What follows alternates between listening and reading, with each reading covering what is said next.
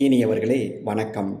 திருவழிபாட்டு திருவிவிலிய வாசிப்பிற்கு உங்களை அன்போடு வரவேற்கிறேன்.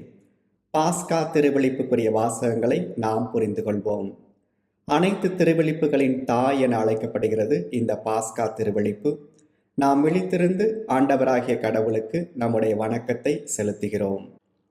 இந்த இரவின் இறைவார்த்தை வழிபாடு மிக நீண்டதாக இருக்கின்றது. மொத்தம் 9 வாசகங்கள். பழைய ஏற்பாட்டிலிருந்து 7 வாசகங்கள், திருமுகத்திலிருந்து 1, கடைசியில் நற்செய்தி என்று 9 வாசகங்களை நாம் வாசிக்கவிருக்கின்றோம். ஒவ்வொரு வாசகமாக எடுத்து அதன் பின்புலத்தையும் அதன் மைய கருத்தையும் புரிந்து கொள்வோம். இன்றைய முதல் வாசகம் தொடக்க நூல் 1, படைப்பின் முதல் கதையாடல். தொடக்க நூலை நாம் 2 பகுதிகளாக பிரிக்கின்றோம். முதல் பகுதி தொடக்கங்கள், அதாவது உலகின் தொடக்கம், மனிதர்களின் தொடக்கம், மொழிகளின் தொடக்கம். இரண்டாவது பகுதி குலமுதுவர்கள் வரலாறு. இன்றைய முதல் வாசகம் தொடக்க நூலின் முதல் பகுதியிலிருந்து எடுக்கப்பட்டுள்ளது. படைப்பின் முதல் கதையாடலில் ஆண்டவராகிய கடவுள் ஒளி தோன்றுக என்று முதலாக ஒளியை படைக்கின்றார். 6 நாட்கள் படைத்த பிற்பாடு 7ஆம் நாளில் ஓய்வெடுக்கின்றார். மேலும் கடவுளின் ஆவி தொடக்கத்தில் நீரின் மீது அசைவாடி கொண்டிருக்கின்றது. படைப்பு முதலில் உருவற்று வெறுமையாக இருக்கின்றது. கடைசியில் அனைத்தையும் நல்லதென கடவுள் காணும் அளவிற்கு அது அழகும் பொலிவும் பெறுகின்றது. மானிடரை ஆண்டவராகிய கடவுள் ஆணும் பெண்ணுமாக படைக்கின்றார். மனிதரை படைத்த பிற்பாடு மிகவும் நல்லதென காண்கிறார் கடவுள். ஆக உருவாக்குதல், அழகுபடுத்துதல், வியத்தல், ஓய்ந்திருத்தல் என்று 4 வினை சொற்களாக நகர்கிறது இன்றைய முதல் வாசகம். இன்றைய 2ஆம் வாசகம் தொடக்க நூலின் 2ஆம் பகுதியான குலமுதுவர்கள் பகுதியிலிருந்து எடுக்கப்பட்டுள்ளது. தொடக்க நூல் 22. ஈசாக்கு பலியிடப்படக்கூடிய நிகழ்வு. ஆண்டவராகிய கடவுள் ஆபிரகாமோடு ஓர் உடன்படிக்கை செய்து கொள்கின்றார். அந்த உடன்படிக்கை நிபந்தனையற்ற உடன்படிக்கை, ஆங்கிலத்தில் அன்கண்டிஷனல் கவனன்ட். ஏனென்றால் ஆபிரகாமிற்கு எந்த ஒரு கட்டளையும் கொடுக்கப்படவில்லை. மாறாக ஆண்டவராகிய கடவுளே இதை முன்னின்று இந்த உடன்படிக்கை நடத்துகின்றார்.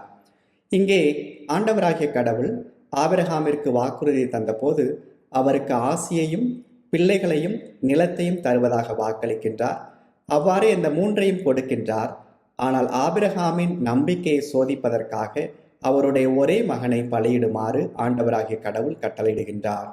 இங்கே ஈசாக்கை பலியிட ஆபிரகாம் கொண்டு செல்கின்றார். மொரியா மலைக்கும் கல்வாரி மலைக்கும் ஓர் ஒப்புமையை நாம் ஏற்படுத்தி கொள்ள முடியும்.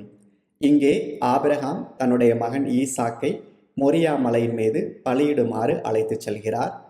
அங்கே கல்வாரி மலையில் தந்தையாகிய கடவுள் இயேசுவை பலிப்பொருளாக மேலே அழைத்து செல்கிறார். இங்கே ஈசாக்கு விறகு கட்டுகளை தூக்கிச் செல்கிறார். அங்கே இயேசு சிலுவையை சுமந்து செல்கிறார். இங்கே ஈசாக்கு திரும்பவும் ஆபிரகாமிற்கு கொடுக்கப்படுகிறார். அங்கே ஆண்டவராகிய இயேசு உயிர் தெழுகிறார். இப்படியாக ஈசாக்கிற்கும் இயேசுவுக்குமான ஒப்புமையை நாம் கண்டுகொள்ள முடியும். ஈசாக்கை திரும்ப பெறக்கூடிய ஆபிரகாம் போல நாமும் நம் ஆண்டவராகிய இயேசுவை மீண்டும் பெற்றுக்கொள்கிறோம். 3ஆம் வாசகம் விடுதலை பயணம், செங்கடலை கடத்தல். ஆண்டவரின் கடத்தல் என்று நாம் 2 கடத்தல்களை சொல்கிறோம். முதல் கடத்தல், இஸ்ராயல் மக்கள் எகிப்தில் பாஸ்கா விழாவை கொண்டாடிய போது ஆண்டவரின் தூதர் அவர்களுடைய கதவுகளை கடந்து செல்கின்றார். எகிப்தியரின் தலைப்பெயர்களை அழிக்கின்றார். இங்கே 2வது கடத்தலில் இஸ்ராயல் மக்களை எகிப்திலிருந்து வாக்களிக்கப்பட்ட நாட்டிற்கு கடத்தி வருகின்றார். செங்கடலை கடந்து செல்ல அவர் துணை நிற்கிறார். கடல் என்பது இஸ்ராயல் மக்களை பொறுத்தவரையில் தீமையின் உருவகம், தீமையின் அடையாளம். இங்கே ஆண்டவராகிய கடவுள் தீமையின் மேல் வெற்றி கொள்பவராக இருக்கின்றார். மேலும் இந்த நிகழ்வின் இறுதியில் ஆண்டவர் மீதும் மோசே மீதும் மக்கள் நம்பிக்கை கொள்கிறார்கள். ஆக எகிப்தில் ஆண்டவராகிய கடவுள் தங்களுடைய மக்களை அழைத்து செல்வதன் வழியாக தாமே உண்மையான கடவுள் என்பதை அவர்களுக்கு வெளிப்படுத்துகிறார். எதிரிகள் முழுமையாக அழிக்கப்படுகிறார்கள். 4ஆம் வாசகம் இறைவாக்கினர் எசாயா 54. இறைவாக்கினர் எசாயா நூலிலிருந்து நாம் 2 வாசகங்களை வாசிக்கின்றோம், 4 மற்றும் 5ஆம் வாசகங்கள். இந்த 4ஆம் வாசகத்தில் ஆண்டவராகிய கடவுள் இஸ்ராயல் மக்களை பார்த்து, நொடி பொழுதே நான் உன்னை கைவிட்டேன், பேரிரக்கத்தால் உன்னை மீண்டும் ஏற்றுக்கொள்வேன் என்கிறார். இந்த நொடி பொழுதில் கைவிடுதல் என்பதை பாபிலோனிய அடிமைத்தனம் என்று நாம் எடுத்துக்கொள்ளலாம். இஸ்ராயல் மக்கள் பாபிலோனியாவிற்கு நாடு கடத்தப்பட்ட போது ஆண்டவராகிய கடவுள் தங்களையும் தங்களோடு செய்து கொண்ட உடன்படிக்கையை மறந்துவிட்டதாக நினைத்தார்கள். ஆனால் ஆண்டவராகிய கடவுள் அவர்களை நினைவு கூறுவராக இருக்கின்றார். 5ஆம் வாசகம் எசாயா 55. தாகமாயிருப்பவர்களே, நீங்கள் அனைவரும் நீர்நிலைக்கு வாருங்கள் என்று ஆண்டவராகிய கடவுள் இஸ்ராயல் மக்களை அழைக்கிறார். இங்கே நீர்நிலை, தாகம் என்பதை வைத்து திருமுழுக்கின் அடையாளமாக தண்ணீர் இங்கே வழங்கப்படுகிறது என்பதை நாம் புரிந்து கொள்ள முடியும். இங்கே ஆண்டவராகிய கடவுள் இஸ்ராயல் மக்களோடு புதிய உடன்படிக்கை செய்து கொள்கின்றார். இதே புதிய உடன்படிக்கை நாம் எரேமியா இறைவாக்கினர் நூலிலும் வாசிக்கின்றோம். வானிலிருந்து இறங்கி வரக்கூடிய பனியும் மழையும் இந்த உலகில் மாற்றத்தை ஏற்படுத்துகின்றன. அதே போல ஆண்டவராகிய கடவுளின் வார்த்தை இந்த உலகத்தில் மாற்றத்தை ஏற்படுத்தும். 6ஆம் வாசகம் பாரூக் நூலிலிருந்து எடுக்கப்பட்டுள்ளது. ஒளி, ஞானம், கடவுளுடைய கட்டளைகள் என்ற 3 சொல்லாடல்கள் இயேசுவுக்கு பொருந்துவதாக நாம் எடுத்துக்கொள்ள முடியும். 7ஆம் வாசகம் இறைவாக்கினர் எசேக்கியேல் நூலிலிருந்து நமக்கு தரப்பட்டுள்ளது. தூய நீரை உங்கள் மேல் தெளிப்பேன், புதிய ஆவியை உங்கள் மேல் புகுத்துவேன், புதிய இதயத்தை அருள்வேன் என்று ஆண்டவராகிய கடவுள் இஸ்ராயல் மக்களுக்கு மீண்டுமாக தம்முடைய உடன்படிக்கை புதுப்பித்து அவர்களுக்கு அனைத்தையும் புதியதாக்குகின்றார். இந்த 7 வாசகங்களும் பழைய ஏற்பாட்டிலிருந்து, முதல் ஏற்பாட்டிலிருந்து எடுக்கப்பட்டவை. 8ஆம் வாசகம் புதிய ஏற்பாட்டில் நிருபங்கள், திருமுகங்கள் பகுதியிலிருந்து எடுக்கப்பட்டுள்ளது. புனித பவுல் ரோமேருக்கு எழுதக்கூடிய திருமுகம். இங்கே கிறிஸ்துவில் நம்பிக்கையாளர் பெறக்கூடிய புது வாழ்வை பற்றி எழுதக்கூடிய பவுல், பழைய இயல்பு சிலுவையில் அறையப்பட்டுள்ளது, இறந்து உயிருடன் எழுப்பப்பட்ட கிறிஸ்து இனிமேல் இறக்க மாட்டார் என்று ஆண்டவராகிய கிறிஸ்துவின் உயிர்ப்பை அறிக்கையிடுகின்றார். உயிர்ப்பு பெருவிழாவோடு நாம் இணைத்து பார்க்கும்போது இங்கே இயேசுவின் உயிர்ப்பு நமக்கு அறிவிக்கப்படுவதோடு அதே வேளையில் நம்பிக்கையாளர் அனைவருமே திருமுழுக்கின் வழியாக உயிர்க்க முடியும் என்ற எதிர்நோக்கும் வழங்கப்படுகிறது. கடைசியாக 9ஆம் வாசகம் நற்செய்தி வாசகம். திருவழிபாட்டு ஆண்டின் முதல் ஆண்டு இது என்பதால் மத்தேயு நற்செய்தியிலிருந்து நாம் வாசிக்கின்றோம். இங்கே ஆண்டவராகிய இயேசுவின் உயிர்ப்பை பெரிய நிலநடுக்கத்தின் போது நடக்கக்கூடிய ஒரு நிகழ்வாக மத்தேயு நற்செய்தியாளர் பதிவு செய்கிறார். அதாவது இயேசுவின் உயிர்ப்பு இந்த உலகத்தில், இந்த பிரபஞ்சத்தில் ஒரு பெரிய தாக்கத்தை ஏற்படுத்தியது என்பதை நற்செய்தியாளர் அறிவிக்க விரும்புகிறார். இந்த நற்செய்தி வாசகம் 2 பிரிவுகளாக அமைந்துள்ளது. முதல் பிரிவில் ஆண்டவரின் தூதரும் பெண்களும், 2வது பிரிவில் இயேசுவும் பெண்களும்.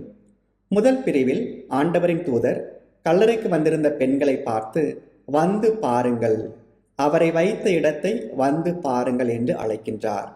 2வது பகுதியில் இயேசு பெண்களை எதிர்கொள்கின்றார். பெண்களிடம், நீங்கள் என் சகோதரருக்கு போய் அறிவியுங்கள், நான் இதோ அவர்களுக்கு முன்பாக கலிலேயாவுக்கு போய்க் கொண்டிருக்கிறேன், இங்கே சென்று அறிவியுங்கள் என்று அவர்களுக்கு திருத்தூது செய்தியானது தரப்படுகின்றது. இந்த 2 பார்க்கும்போது புதிதாக தொடங்க இந்த பெண்களும், இந்த பெண்கள் வழியாக நாமும் அழைக்கப்படுகிறோம்.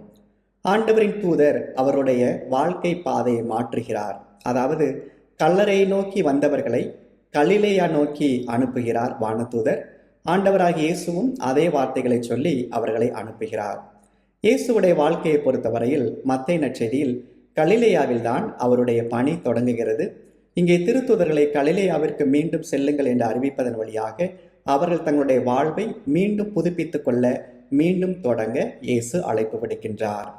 இந்த நாளில் ஆண்டவருடைய உயிர்ப்பை நாம் கொண்டாடுகின்றோம். இந்த உயிர்ப்பை நாம் எப்படி புரிந்து கொள்வது?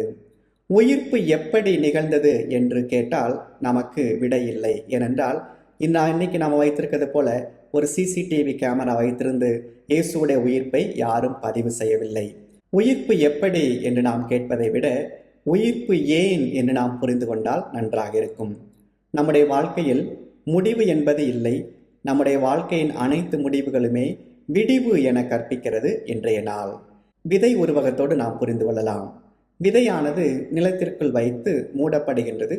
நிலத்தின் இருளிலும் குளிரிலும் அது தன்னுடைய உயிரை புதுப்பித்து கொண்டு புதிய பயிராக வெளியே வருகின்றது. அதே போல ஆண்டவராகிய இயேசு கல்லறையின் குளிரிலும் தனிமையிலும் இறந்து அங்கே இருக்கின்றார். மீண்டும் உயிர்த்து புதிய வாழ்விற்கு நுழைகின்றார். புதிய வாழ்வை நமக்கு தருகின்றார். இந்த உயிர்ப்பானது நமக்கு தரக்கூடிய செய்தி இதுதான். நம்முடைய வாழ்வின் நிகழ்வுகள் அனைத்துமே இறப்பின், தனிமையின், விரக்தியின் உச்சத்தை நமக்கு தந்தாலும் அவற்றின் இறுதியில் உயிர்ப்பு உண்டு என்ற எதிர்நோக்கு நமக்கு ஆழமாக இருக்கின்றது. நாம் அனைவருமே உயிர்ப்பின் கிறிஸ்தவர்கள், மகிழ்ச்சியின் கிறிஸ்தவர்கள். ஆக உயிர்ப்பு தரக்கூடிய இந்த மகிழ்ச்சியை, நம்பிக்கையை எதிர்நோக்கி ஒருபோதும் அணையாமல் பற்றி கொள்ள முன்வருவோம்.